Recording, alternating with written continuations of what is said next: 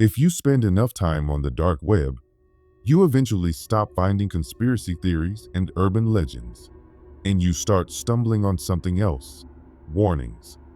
Not creepypasta, not ghost stories, but posts so plain and so precise that you can't help but believe them.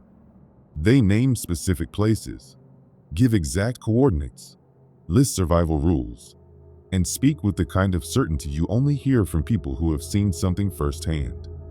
The first place I ever read about in one of these threads was a set of rotting wooden piers on a lake no one can find on Google Maps anymore. On the dark web, it's called the Red Lake Docks. The coordinates point to a stretch of dense forest in northern Minnesota. There are no roads on the maps leading there, but old township records show that in the early 1900s, a small fishing community stood along its shoreline.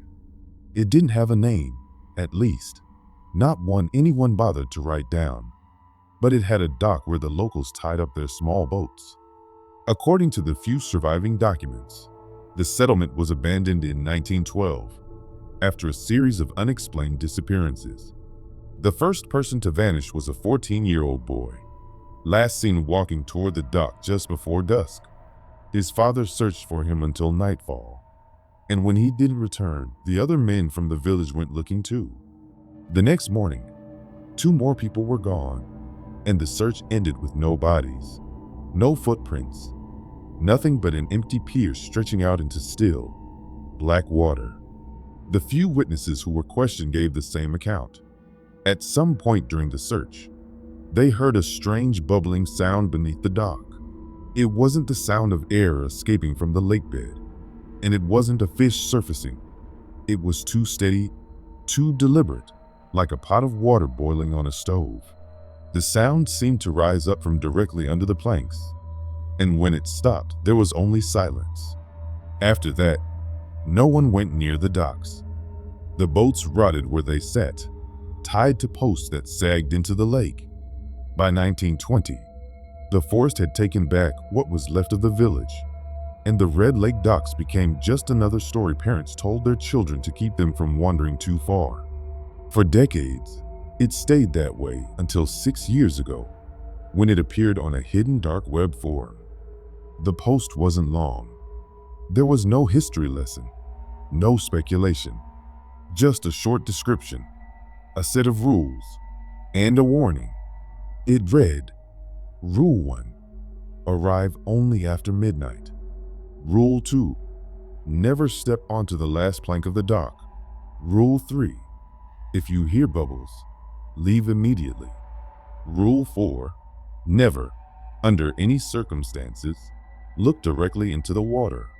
At the bottom of the thread was a single video file. The footage lasted only 31 seconds.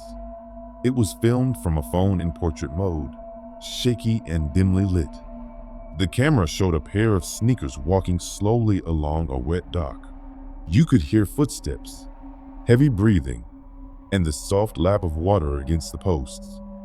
Then, at around the 17-second mark, the bubbling began. The camera tilted toward the sound, leaning over the edge, and for a fraction of a second, something pale flashed out of the water. The camera jolted. There was a splash, and the video ended in static. I tracked down a user who claimed to have visited the docks in 2019. He called himself Threnody. He refused to share video proof, but he sent me an audio recording of his trip, captured on a cheap digital recorder. His voice was unsteady, his breathing shallow. In the recording, he says, "The lake's red. I thought it was algae, but it's thick, like paint. It moves when you're not looking. My flashlight only reaches a few feet into the water, then it's just black. The dock feels warm. It shouldn't be warm." There's a pause, and you can hear what sounds like small bubbles rising under the boards. His breathing picks up. "I hear the bubbles," he says. "I'm leaving now."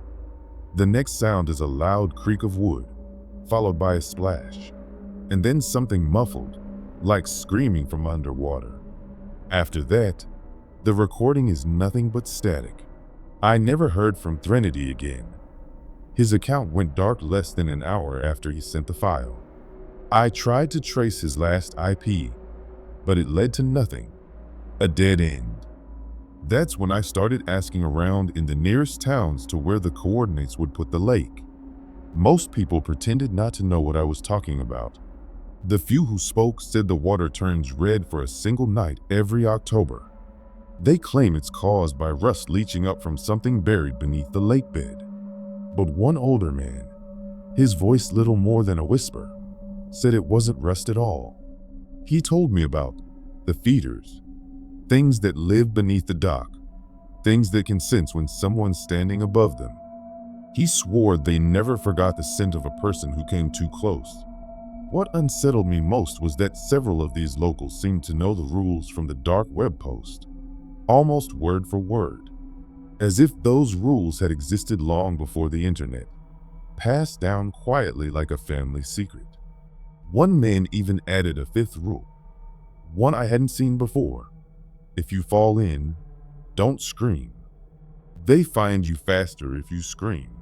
Whether you believe the stories or not, I'll give you the same warning I read the first time I found the thread.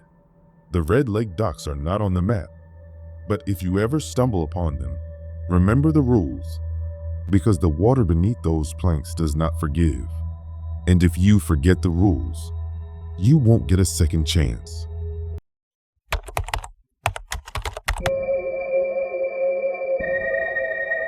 There are roads in America that don't appear on any map. You only find them when you're not looking, when you miss a turn, when your GPS glitches, when you take a wrong exit in the middle of nowhere. I first heard about one such road from a retired trucker I met in a gas station cafe outside of Billings, Montana. He was hunched over his coffee, muttering to himself. But when I sat near him, he started talking as if we were already in the middle of a conversation. He told me about Hollow Mile, a stretch of highway that doesn't exist until after midnight, and only for those who are driving alone. According to him, if you ever find yourself on it, you should keep driving until you see the exit sign that reads, "Last stop." Take it, he said, and you'll be fine. Miss it, and you'll never find the end. I laughed it off at the time, but the way his eyes darted to the darkened windows made my skin crawl. 2 weeks later, I was driving cross-country to visit an old friend. Somewhere past midnight, my GPS froze, stuck on a blue arrow pointing into nothing. The road beneath me was freshly paved, black as oil, and lined with tall trees that leaned inward like they were trying to touch. My headlights seemed to vanish a few feet ahead, swallowed by shadows. There were no mile markers, no road signs, no other cars. The only sound was the hum of my tires and the faint rattle of something loose in my trunk. I kept expecting to reach a bend or a crossroads, but the road just kept going straight. After an hour, I turned on the radio for company, but all I got was static. Then, faintly, the sound of breathing. I shut it off and drove in silence. Eventually, I saw something up ahead, a man standing on the shoulder, waving one arm. He wore a reflective safety vest, but it was smeared with something dark. I slowed down, rolling the window down just enough to hear him shout. His voice was hoarse, like he'd been screaming for hours. "Don't stop. Don't talk. Just keep going." Then, without warning, he bolted into the trees, disappearing into the dark. My instincts told me to turn around, but when I glanced in my rearview mirror, the road behind me was gone, just a wall of trees where asphalt had been seconds ago. I drove faster. The air felt heavier the further I went, like I was pushing against an invisible current. My dashboard clock flickered between 12 o'clock and 12:01, over and over, refusing to move forward. That's when I saw the sign. It was green, like any highway exit marker, but the words were wrong. Last stop, 1 mile. My hands tightened on the wheel. I remembered the trucker's story, his eyes when he said the name. I sped up. The trees pressed closer to the road, branches scraping the roof of my car. My headlights caught movement between the trunks, figures, tall and thin, keeping pace with me just beyond the edge of the road. I didn't dare look directly at them. Half a mile to the exit. The figures were closer now. I could hear them, their feet, or whatever they had, slapping against the pavement just outside the beam of my headlights.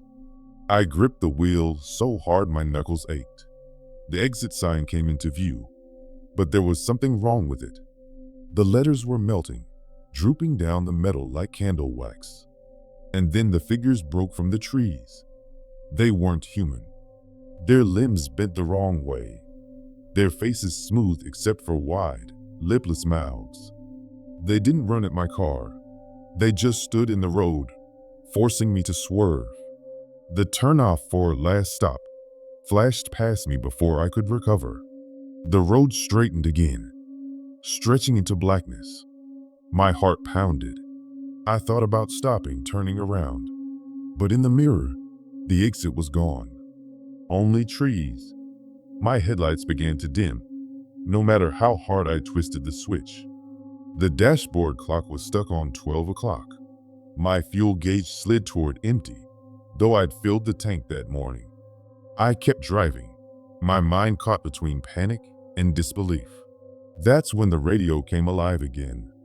Not static this time, but a voice I recognized. My own voice. "You missed it," it said, calm and flat. "You don't get to leave now." I shouted, slammed my fist on the steering wheel, but the voice just kept talking. It told me to slow down, to pull over, to turn off the headlights. And I wanted to. Every part of me wanted to. I don't know why. My hands shook, my eyelids heavy. I pressed harder on the gas instead. The road began to curve, not sharply, just enough to make me feel like I was circling something. I could swear I saw the same bent tree pass by more than once. The figures were back, running alongside me again. Only now they were closer, their smooth faces pressed against the glass. I didn't see them blink. Hours, or maybe minutes passed. My fuel gauge hit empty, but the car kept moving. I saw another sign ahead. This one wasn't green. It was black, the letters carved into it. No exit. My stomach dropped. The radio crackled, and my own voice whispered, "Almost home." The trees ended abruptly, replaced by open fields under a sky with no stars, no moon, just a gray void.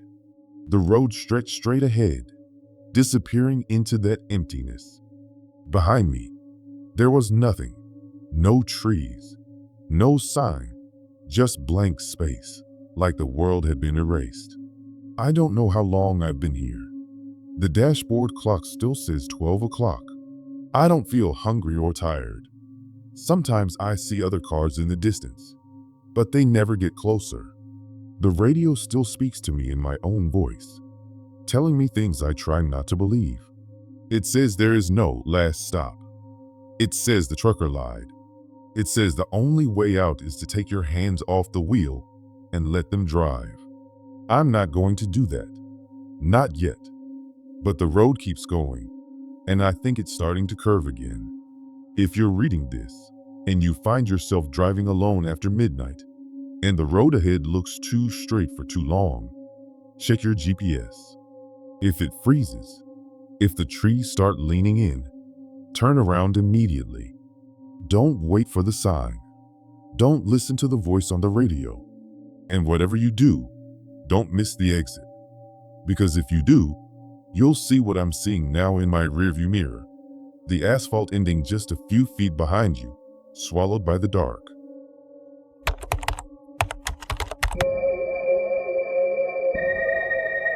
The first time I read about it was on a hidden Tor site that only loads if you type in the exact 64-character onion address. The thread wasn't long, just a list of times, dates, and a location that didn't make sense. It was titled, "Check in, check out, forget." At first, I thought it was some kind of ARG, but the replies weren't playing along. They came from different users, all anonymous, and all saying the same thing. Once you stay in room 6 of the Evergreen Motel, you forget you were ever there. And if you try to remember, things start disappearing. The Evergreen Motel wasn't part of any chain. It was one of those roadside places with faded neon, cracked asphalt, and a front office that smelled like stale coffee. The location in the post placed it somewhere in rural Nebraska, off a county road that barely appeared on Google Maps. The rules were written in bold. Check in after 10 p.m. only. Do not turn on the TV. Do not open the blinds. If you hear knocking, do not answer. When you leave, do not look back. I didn't believe it, but I couldn't stop thinking about it. And since I was already passing through Nebraska for work, I figured, why not? Curiosity is a bad habit of mine. The motel looked worse than I expected. Half the letters in the neon sign were burnt out, and only 3 cars sat in the lot, each coated in dust like they hadn't moved in weeks. The clerk barely looked at me when I asked for room 6. He slid the key across the counter without speaking, his eyes fixed on something behind me. When I turned, nothing was there. Room 6 was ordinary: 2 beds, a dresser, a bolted-down TV, floral curtains, and a faint smell of mildew. I unpacked my bag, sat on the bed, and checked the time. 10:37 p.m. That's when I heard a faint, slow knocking. Not from the door, but from inside the room. 3 knocks. Pause. 3 more. I told myself it was the pipes. Old buildings make noise. The TV flickered on by itself. Static filled the screen. The volume was low, but under the hiss I could swear I heard voices. Not talking, whispering. I crossed the room to turn it off, but the closer I got, the louder the whispers became. They were repeating something over and over. It took me a moment to understand. Don't look. Don't look. Don't look. I yanked the cord from the wall. The TV stayed on. The knocking started again, now coming from the bathroom. 3 knocks. Pause. 3 more. I opened the bathroom door. The room beyond was dark, even when I flipped the light switch. And the mirror wasn't reflecting the bathroom. It showed a hallway. Not this motel's hallway, but a different one. It looked older, with peeling wallpaper and dim yellow light. In the distance, someone stood perfectly still, facing the wall. Then they turned. I slammed the door and didn't open it again. I stayed awake all night, watching the clock, ignoring the knocking and the whispers. When the sun finally rose, I grabbed my bag and left the key on the dresser. The hallway outside was empty, and the air felt thinner. I didn't look back as I walked to my car.